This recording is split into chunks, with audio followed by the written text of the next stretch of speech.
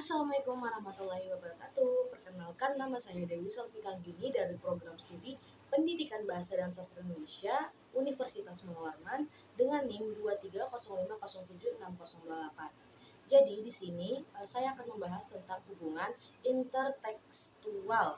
Nah, hubungan intertekstual dalam puisi. Nah, menurut Rahmat Joko Pradopo, hubungan intertekstual dalam puisi adalah analisis yang melibatkan hubungan antara satu teks puisi dengan teks lain, termasuk hubungan unsur-unsur intrinsik dan ekstrinsik dalam sajak. Nah, hubungan yang pertama nih ada hubungan antar teks sajak. Pradopo itu menjelaskan bahwa hubungan intertekstualitas dalam puisi melibatkan hubungan antar teks sajak. Contohnya itu judul puisi dapat memberikan gambaran tentang tempat kejadian yang dijelaskan dalam puisi itu sendiri. Lalu yang kedua, analisis semiotik dan struktural. Nah, analisis semiotik dan struktural ini adalah bagian penting dalam pengajian puisi intertekstual. Pradopo itu menggunakan analisis semiotik itu untuk memahami simbol-simbol dan makna yang terkandung di dalam puisi. Lanjut. Nah, yang ketiga ini penggunaan majas dan metafora. Nah, Pradopo ini juga itu menekankan penggunaan majas dan metafora dalam puisi. Misalnya dalam puisi Pasar Malam Sri Wedari, terus Solo. Nah, dalam puisi ini baris 4, wajah-wajah tanpa jiwa memiliki arti orang-orang yang tanpa berpikir panjang melakukan sesuatu yang dianggap tidak baik. Lalu yang keempat ini pola-pola makna yang sistematis. Nah, ini maksudnya ini varian-varian dalam puisi itu merupakan satu kesatuan antara matriks dan model yang saling berhubungan satu sama lain sehingga menjadi makna yang sistematis dan jelas. Varian-varian ini tuh merupakan pola-pola yang tersusun agar makna dapat dijelaskan secara keseluruhan. Lanjut. Nah, ciri-ciri hubungan intertekstual puisi itu merujuk pada cara suatu puisi menghubungkan dirinya dengan teks-teks lain, baik secara eksplisit maupun implisit. Nah, berikut beberapa ciri-cirinya itu. Yang pertama itu ada referensi atau kutipan-kutipan, alusi atau kiasan. Lalu yang kedua itu ada parodi atau imitasi. Lalu yang ketiga itu ada adaptasi tema atau motif. Yang keempat itu intertekstualitas kultural. Lalu yang terakhir itu dialog dan kontradiksi. Lalu adapun ciri-ciri hubungan intertekstual puisi menurut Ahmad Joko Pradopo, yang pertama itu ciri khasnya sebagai tanda atau sign. Yang kedua itu tidak boleh dilupakan hubungan sejarahnya, baik zamannya maupun dengan sajak-sajak sebelumnya. Lalu yang ketiga, puisi itu tidak ditulis dalam situasi kekosongan budaya atau sastra. Lalu yang keempat itu sajak ditulis dalam pertentangannya dengan sajak zaman sebelumnya. Lalu yang terakhir nih, sajak sering meneruskan ciri-ciri sajak zaman sebelumnya maupun menentangnya. Nah, hubungan intertekstual puisi padamu yang berjudul Padamu Jua dengan doa menurut Joko Pradopo. Yang pertama ini, dalam analisis intertekstual antara puisi Padamu Jua karya Amir Hamzah dan doa oleh Hairil Anwar, terdapat persamaan dan pertalian dalam gagasan dan ungkapan keduanya.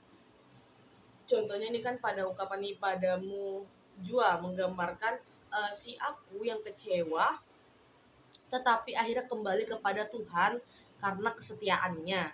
Lalu doa ini mengekspresikan si aku yang terasing tetapi pada akhirnya tuh datang juga kepada Tuhan, merasakan bahwa tidak ada tempat lain untuk mengadu.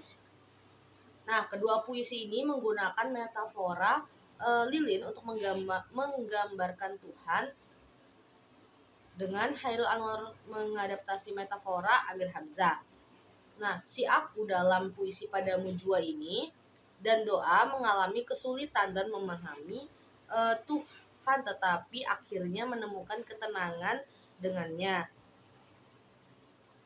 Nah, meskipun memiliki ide yang mirip, ekspresi dan penanganan tema berbeda mencerminkan tanggapan pribadi terhadap Tuhan. Lalu, nah, Amir Hamzah itu menanggapi wujud Tuhan sebagai kekasih. Tuhan di antropomorf kan diwujudkan sebagai manusia, yaitu kekasih gadis. Dengan demikian, kiasan-kiasannya bersifat personifikasi dan romantis. Nah, apa yang digambarkan Amir Hamzah ini berbeda dengan apa yang digambarkan oleh Hairil Anwar. Nah, antara aku dengan engkau terdapat jarak kekuasaan Tuhan itu mutlak, ada hamba dan ada Tuhan. Maka Hairil Anwar itu tak memberinya bentuk manusia, melainkan kekuasaannya yang terasa. Jadi Hairil Anwar itu lebih ke Tuhannya, ya Tuhan, betul-betul Tuhan, kekuasaannya Tuhan gitu, lebih besar daripada manusia itu sendiri. Nah, dalam hal gaya ekspresi, Khairil Anwar ini tuh menggunakan gaya imagisme, yaitu gaya yang mengemukakan pengertian dengan citra-citra, gambaran atau imaji-imaji Tuhanku atau aku hilang bentuk atau remuk. Nah, dan lain sebagainya. Baik, lanjut. Nah,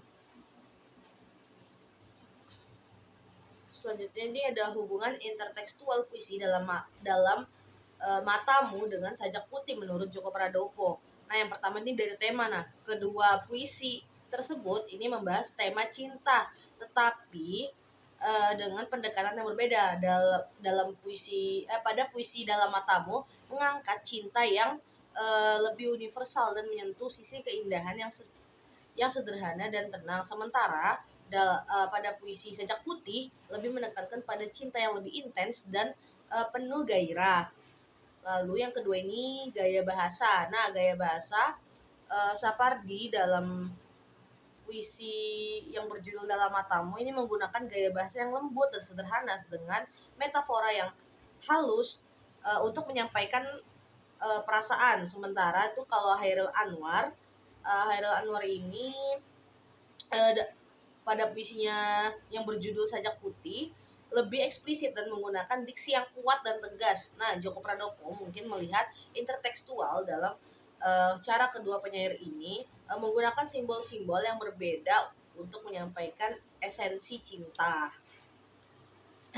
Nah, lalu yang ketiga ini ada ekspresi makna. Nah, ekspresi makna ini dalam kedua puisi tersebut meskipun memiliki gaya dan pendekatan yang berbeda, namun sama-sama mengungkapkan perasaan cinta yang mendalam. Sapardi cenderung menggunakan cinta dan cara yang lebih kontemplatif, sedangkan Hairil Anwar menggunakan dengan penuh gairah dan kekuatan. Lalu Djoko Pradopo dalam kajiannya mungkin menekankan bahwa hubungan intertekstual ini menunjukkan bagaimana karya sastra bisa saling berinteraksi baik melalui tema, gaya maupun makna sehingga pembaca dapat memperkaya dan memahami serta merasakan pengalaman cinta yang dirasakan uh, oleh kedua puisi tersebut. Baik, itu saja yang mungkin saya bisa sampaikan tentang hubungan intertekstual dalam sebuah puisi. Kurang lebihnya mohon dimaafkan apabila ada kesalahan. Mohon dimaafkan juga. Wassalamualaikum warahmatullahi wabarakatuh.